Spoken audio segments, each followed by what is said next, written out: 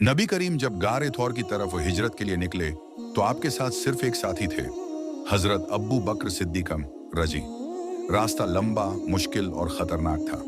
दुश्मन हर तरफ तलाश में थे, लेकिन हजरत अब्बू बकर रजी की जुबान पर एक ही जुमला था, या रसूल अल्लाह, अगर दुश्मन ने मुझे देख भी लिया तो कोई बात नहीं, मगर अगर आपको कुछ हो गया तो इस्लाम का क्या होगा।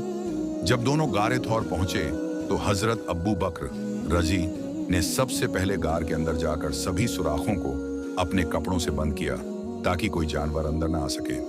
एक सुराख ऐसा था जो कपड़ों से बंद नहीं हो सका, तो हजरत अब्बू बकर रजपांश ने अपना पांव उस पर रख दिया ताकि कोई चीज नबी तक ना पहुंच सके। कुछ देर बाद नबी करीम थकान की वजह से हजरत अब्बू बकर रजनानता की गोद में सर रखकर सो गए। इसी दौरान उसी सुराख से एक सांप ने हजरत अब्बू बकर रजसामन को डस लिया।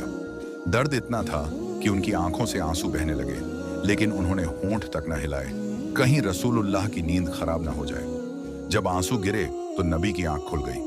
आपने पूछा, अब्बू बकर रो क्यों रहे हो? उन्होंने अर्ज किया, या रसूलुल्लाह, सांप ने डस लिया है, लेकिन मैंने हिलना इसलिए गवारा नहीं किया कि आपकी नींद न टूटे। नबी करीम ने अपना मुबारक हाथ उनके जख्म पर रखा और अल्लाह के हुक्म से हजरत अब्बू बकर रजी फौरन ठीक हो गए।